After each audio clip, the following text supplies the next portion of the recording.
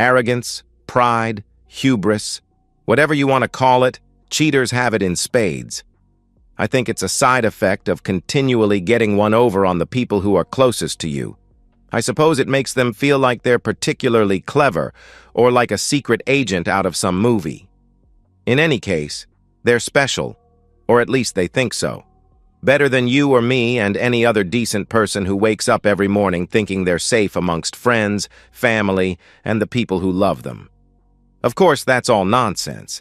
It's not terribly hard to lie to people who trust you, at least until they catch you at it. "Honey, great news," effused my wife, Tracy, as she set her keys and purse down on the small table near our front door. I smiled at her. It was a tepid thing.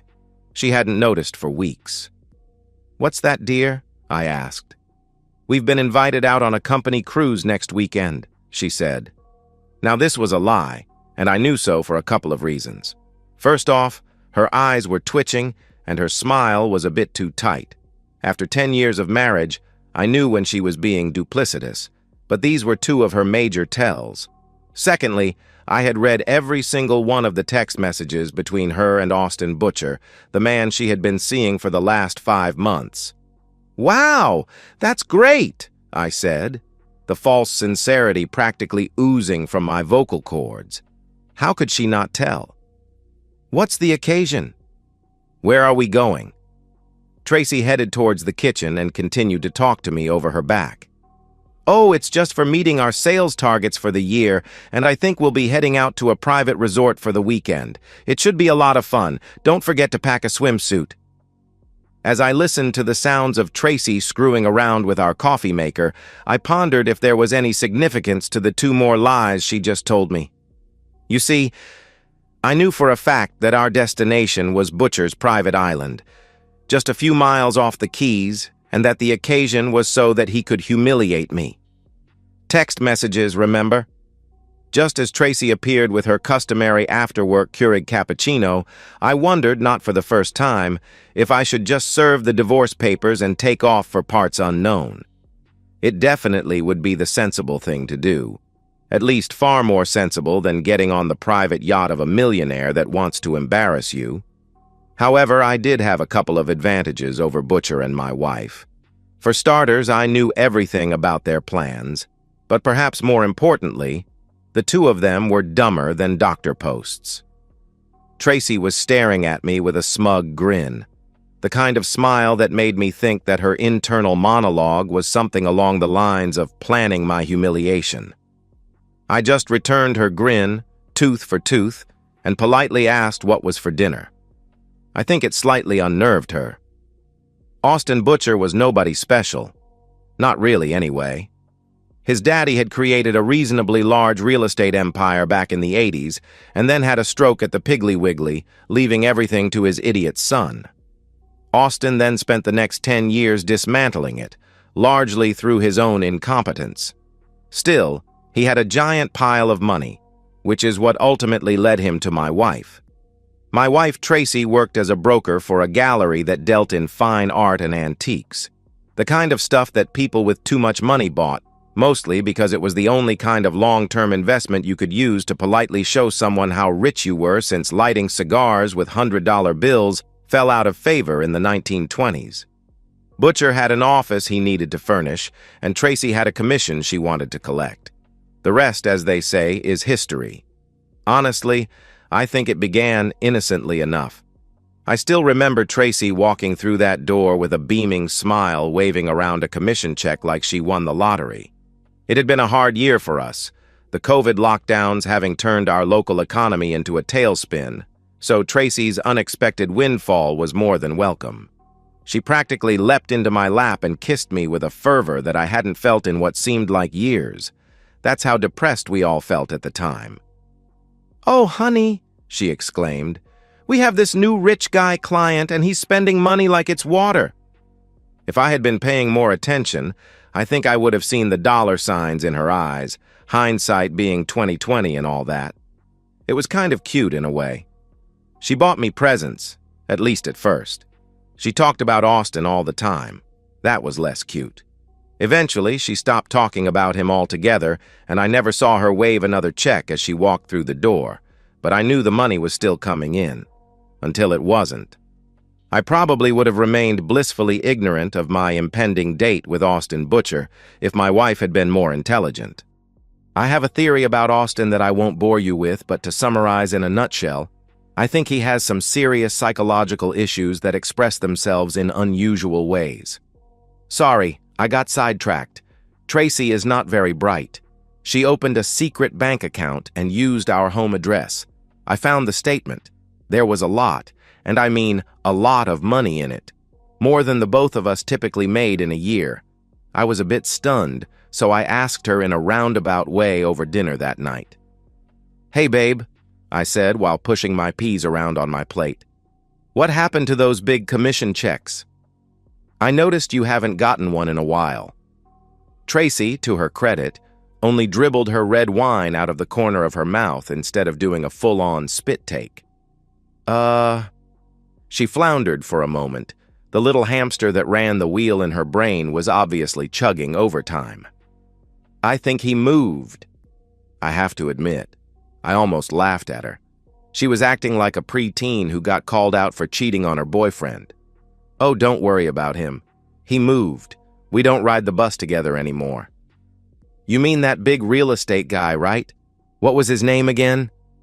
I was pretending not to know who he was to allay any concerns she had that I might be onto her. It was probably a waste of effort, because as I mentioned before, Tracy is dumber than a bag of hammers. Austin something, I think," she said. Now, I'm sounding flippant, recounting all this after the fact, but at the time, Tracy's juvenile attempt at deflection hit me like a gut punch. It was at that moment that I was pretty sure my marriage was over. Still, I held out a little bit of hope. Maybe she was just seeing him for the money. I know, it sounds pathetic to me now as well, but hey, your brain plays a lot of bizarre tricks when it's trying to rationalize your entire life and a 10-year marriage going down the drain. So sue me. It wasn't until later that night when I woke up and unlocked Tracy's phone. She never bothered to change her code, she's not too clever, all right, and read her text messages that I fully understood how bad the situation was. I didn't cry, I'll give myself that, but it took me about 2 weeks until my stomach didn't feel like it wanted to rebel at odd times during the day. Anxiety will do that to you if you don't deal with it, and the best way for me to deal with it was to start working on a plan. Knowing where you're going, at least sometimes, is just as good if not better than knowing where you've been. Their plan, like them, was very simple. They were going to drug me at dinner, then with the help of one of the yacht crew who was actually a bodyguard, they'd carry me to Butcher's suite, tie me to a chair, and then wake me up and start their games. They were going to take compromising pictures to blackmail me. Now, I need to point out that as good as this plan might sound to a moron, unless you want to go to prison for murder, you really shouldn't try to drug people with sleeping pills and booze. I'm serious. You can kill someone that way. And you definitely shouldn't discuss such a plan in text messages, especially ones your husband has copied to a cloned phone being held by his lawyer. I mean, if your husband was less scrupulous, he might decide to reverse your dumb plan, be a bit less careful about how many pills he feeds you, and then just claim that you messed up your plan, because, as self-evident, you are not very smart and wrote it all out. Now, I might actually have a bottle of extremely potent benzodiazepine-based sleeping pills in my luggage that my wife ordered on her credit card from an online pharmacy. And it might even be in my overnight bag right now, but it was just one of many plans I had for the night. There was a whole bunch of items, a virtual pharmacy, see what I did there, just waiting to be put to bad use. Everything from liquid magnesium citrate, guaranteed to work in under 30 minutes, to more street-level substances that I obtained from my college-aged cousin. The point being, I had a deck of reverse cards, I just had to figure out how to use them. We were out cruising on the yacht. Despite myself, I actually found the sea spray coming over the bow invigorating. The crew was exactly as I expected it, a captain, a first mate, a cook, and a porter who was actually a thug. The rest of the guests were just a couple of people from Tracy's office, and her boss, Thurgood and his wife Eliza. Eliza at least had the good sense to look slightly uncomfortable about what was going to go on. She clung to Thurgood's arm and every now and then would look at me and frown. Butcher, the pompous fellow, was flirting shamelessly with my wife. I didn't care to stop them, after all. I didn't really give a hoot. Instead, I kept hitting on one of Tracy's co-workers, a slender redhead named Claire, and I made sure to do it in front of her husband. Now, before anyone gives me grief for it, her husband wasn't some unwilling participant like they were trying to make out of me. He was in on the entire setup, just like Claire was, just like everyone on this little floating heap was. I complimented Claire on her bikini. I admired her appearance. I kept refilling her drink. I asked her personal questions. I completely ignored Tracy. It was clear to me that no one knew what to make of my behavior, and no one was amused by it. Tracy was absolutely livid, and I could see Austin calming her down out of the corner of my eye. Good. We were all supposed to dine on the yacht this evening, and then, after what they had planned, we were going to lift anchor and put in on his estate for the morning. I'm certain the weekend would continue from there, with me getting treated poorly, quite literally. I had been trying to decide if I wanted to tamper with Tracy or Butcher's drink tonight. Butcher was appealing for the poetic irony of it all. The dumbass wife accidentally harms her lover instead of her husband, when I saw something off in the distance. "Hey, isn't that a whale?" I said, and pointed off the port side of the yacht. Everyone came to the side of the deck. Eliza must have had some pretty good eyesight as she said, "Something seems wrong with it." "Hey, Williams, port side," Butcher called back to one of his lackeys. The boat shifted and crawled forward over the waves, and as we pulled closer, we could all see that it was indeed a whale. A very, very dead whale. There were the appropriate signs of sadness from the female members of the trip and a command from Butcher to move us away. But as the ship turned to leave, I caught sight of something interesting, but I'll get back to that later. It was getting close to showtime, so I excused myself, claiming I needed to use the head. I went to the galley and introduced myself to the cook. We had a nice talk about both the dinner being served tonight as well as her previous employment. She was very busy, her back turned to me most of the time, so I finally asked her where the cleaning supplies were. After all, I made a mess and wanted to clean it up. She showed me to a small closet on the aft side of the ship, and I thanked her. I chuckled to myself. There were 2 big jugs of what I was looking for. I made a few preparations and then returned, making sure to compliment Claire again. I swear I think this time she smiled. Maybe I should have been giving this flirtatious thing a try from the start. It seemed to work for fellows like Butcher. We were all sitting at the large table in the stateroom when Butcher stood from his chair. "I'd like to propose a toast," his voice cracked, either in excitement or nervousness, maybe both. This guy was a predator, and I didn't feel comfortable. I dutifully raised my glass along with everyone else. "To good friends and new beginnings?" We clinked. They drank. Mama raised no fool, so I set my glass down untouched. A nervous look passed between my disloyal wife and her wealthy playboy. "Honey, you're supposed to drink," she whispered to me.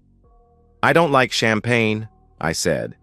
Again, I could see that hamster wheel starting to spin. The vacant eyes were a great giveaway. But, it's rude," she insisted. "Don't care. I gave up alcohol. It's bad for your health, you know." Another look was exchanged, this time between the porter and Butcher. "We'll get you something non-alcoholic to drink, sorry, sir." "Make it a Coke." "Of course, sir." I nodded graciously and then cut into my steak. It looked like a decent cut, well marbled, cooked medium rare, and the only thing on the plate that I hadn't doctored.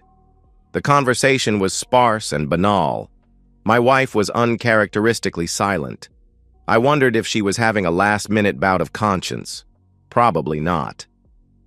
"Here, sir," the porter thug said, as he placed what looked like a glass of Coke on the table. I smiled and reached for it with a bit more enthusiasm than I had intended, and instead of knocking it over, it went flying across the table. "Oops! Damn it! Can't you do anything right?" exclaimed Tracy. "Sorry," I whined like a petulant teenager and huffed dramatically. "It's okay. We'll just clean this up and get you another one," said Butcher. I could see more than a few beads of perspiration on his pasty brow. Everyone else looked extremely uncomfortable. It was going to get a lot worse for them pretty soon. You see, liquid magnesium citrate is one of the fastest-acting and most powerful laxatives you can purchase. It's an osmotic laxative, which means it works by pulling water into the small intestine. Earlier, when I left for the head, I had made a small side trip to the galley and liberally dosed everything. Well, everything but the steaks. I liked steak. Poor, put upon Claire was the first person to succumb. We all heard the telltale gurgle emanating from her gut, and she politely excused herself with a blush on her face. I momentarily mused that blushing redheads are pretty cute. It went downhill from there, or more like knocking over a row of dominoes. Next was Eliza, then Thurgood. She must have had a weak constitution, he was a fast eater. Then Tracy, Claire's husband, and finally Butcher himself. The dumbass had enough sense to feebly say, "Something must be off," when he returned to the table. He was gone 4 minutes later for another trip. "Here, drink something," I said, holding out glasses of water that I had poured from the large carafe on the table. "You don't want to get dehydrated, you can die," I said with false seriousness. Tracy accepted the first glass from me, then others started to partake. The porter came back from the kitchen to warn everyone that there seemed to be some food poisoning served alongside with dinner tonight, only to be greeted with the foul smell of Thurgood having an accident while clutching his gut. Now, those of you who are clever, or particularly fiendish, probably realize that me offering water to everyone wasn't an act of altruism. I mean, of course it wasn't, right? No, every glass was liberally dosed with MDMA, better known to most of you as ecstasy. Now, if you thought a yacht filled with troublemakers literally having digestive issues was funny, just imagine that, but also experiencing altered states. I really wanted to stay and enjoy the show, but frankly, after a few minutes, the stench was overpowering. Tracy, honey, are you okay?" I asked my wife. She was prone, clutching her guts and sweating profusely. "I don't know what's wrong with me." I helped her up to her feet and led her from the room, claiming some fresh air might help her. It was cool outside, cooler than you might think for winter in Florida, even with the ocean breeze at night. "Tracy, can I ask you something?" She turned her head up from the deck and looked at me. For a moment, the moonlight caught her face, and I almost regretted what I was going to do. "Why did you do it, Tracy? Was it just for the money?" Her face, already pale, seemed to instantly lose all color. Her mouth hung open like a goldfish gasping for breath. "What?" she gasped. "Austin. Tracy, why were you seeing Austin?" My voice sounded sadder than I thought I actually was. That was interesting. "I never—" She started to lie. I cut her off. "Tracy, I know. I know everything. I know what you did. I know what you were planning to do tonight. I just don't understand why. Do you really hate me that much?" I sighed and leaned back against the railing. Tracy was obviously struggling with her digestive issues. "I don't hate you. I swear, I don't know." She grunted. She was losing her battle. "You must hate me. There's no other explanation that I can think of trying to hurt me that much, trying to drug me. Tracy, you were going to let that jerk hurt your husband." I was getting angry now. My hands were clenched in rage. "What the absolute heck, Tracy? What did I ever do to you to deserve that?" She was openly weeping now. The racking sobs finally caused her to lose control of her digestive system. The stench was nauseating, just like her behavior. For me, this was my moment of truth. Did I carry out my improvised plan, or did I just call the Coast Guard? It wasn't too late for me to end it without harm, to end it with a clear conscience. Unfortunately for Tracy, she was very unwise. "Just shut up! Shut up! You did this! You did this, didn't you?" she screeched at me.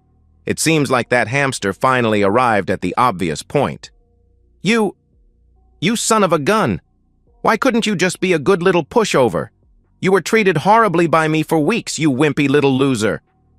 The moonlight caught Tracy again, and this time, instead of the sweet and beautiful girl I married, I finally saw her for what she was, a piece of work. And you know what they do with unwanted things at sea? They toss them overboard. "Put me down!" she screamed as I heaved ho and tossed her over the port side of the yacht. It wasn't that far down, but she hit with an impressive splash. There was a blessed moment of silence, and then she broke the surface of the water, and the yelling began again. "You jerk! Get me out of here, you loser!" she screamed. I sighed. What an unpleasant person. You see, as I mentioned briefly before, it was winter in Florida. A lot of people probably don't know this, but I was a science teacher, and as observed earlier in the day, when it's winter in Florida, sometimes schools of great white sharks retire to our waters. The interesting thing I saw before dinner was the telltale dorsal fins circling the half-eaten whale corpse. This alone wouldn't mean much, but I'm a science teacher, and hell, I love Shark Week on television. I watch it every time it's on. I knew that there were two things that sharks really love, more than blood even, sound and urea. Well, Tracy was making a lot of sound, especially with her thrashing around in the water. The urea was supplied by the 2 big jugs of ammonia I had tipped out an open window on my way back to complimenting Claire.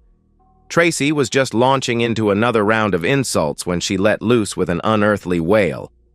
"My leg!" she bellowed. Yup, just like catnip for sharks. Or sharknip, I guess. I hadn't thought it would really work, and truthfully, I would have been just as happy to see her drown at this point, but the science teacher in me was more than a bit tickled. After all, it's always nice to see an experiment come to fruition. I leaned over the rail and yelled right back at her. "We're divorced, you jerk!" She didn't have a rejoinder for that.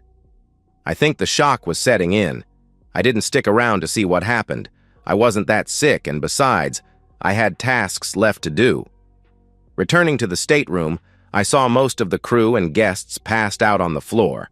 The big guy, Williams, looked like he had overdosed by downing the rest of the carafe of ice water I had left on the table. Butcher appeared to have succumbed to the sleeping pills I had put into his drink.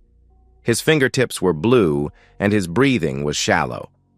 I found his room, tampered with his luggage, switched a couple of bottles in Tracy's, and then, with a theatrical sigh, I did the last thing I wanted to do tonight. I locked my cabin door and ingested the same substances that I had given the others. It was going to be a long night. The aftermath went much better than I had anticipated. Williams, the thug, had expired as I suspected. His awful boss lived, but that ended up working out well for me when the cops looked through my missing wife's phone and found out about the plan to drug me that night. The fact that she had some highly powerful sleeping pills and MDMA in her luggage, as well as more in her car and office, were the veritable smoking gun. Butcher, of course, was the real culprit. He had messages between him and Williams discussing the plan and even procuring MDMA and Rohypnol for his evening entertainment with me. The case went public, and it was a huge scandal, so big that even Butcher's millions couldn't buy him out of it. He ended up going to jail for a bunch of drug, assault, and conspiracy charges. I sued him extensively in civil court, no pun intended. No one could find Tracy at first. There was some speculation in the media that she had fled the country. I was interrogated by the police. They bullied, they bluffed, but eventually they had to relent as they had nothing. I hadn't even filed for divorce. I hadn't used a PI. I didn't need to. The 2 morons gave me all the evidence I ever needed. And I had never told my lawyer why he was holding a phone for me. I'm sure he suspected something, but hey, suspicion wasn't enough for him to go to the police, especially once I discussed with him my plans about suing Butcher's estate. Like my unfaithful wife, his eyes lit up with dollar signs at the prospect of commandeering some of the wealthy man's many millions. Eventually, a week later, a dismembered torso washed up on a northern beach. It was the obvious victim of a shark attack. They identified it as Tracy from the serial number on her remaining implant. The cop visits started again, but by this time I think everyone was over it. The police explanation was that she had fallen overboard and been eaten by sharks. It was more or less true after all. It was 2 years later when I was vacationing at an all-inclusive resort at Playa del Carmen when I met my future wife, Rebecca. Like me, she was a teacher, and also like me, she had been cheated on by her ex. As with all redheads, I thought she was very cute when she blushed. I remember her coming to my suite on that second night and gasping at how well appointed it was. "Rick, I thought you were a high school teacher. How did you afford all this?" she asked me. I checked her eyes for dollar signs and didn't see any. She took the scotch I had made for her and reclined on the couch. "Well, my dear," I said with an impish grin, "you see my lawyer. He was a real shark." And so, we've reached the end of today's story. Was it what you expected, or did it take a twist you didn't see coming? I'm curious to hear your thoughts. Share them in the comments below, and let's get a conversation going. If this story kept you hooked, make sure to hit that like button. And if you're new here or just haven't subscribed yet, now's the perfect time to join our community. I bring you fresh, captivating stories every day, so click that subscribe button and turn on notifications so you never miss out. Thanks for watching, and I'll see you in the next one.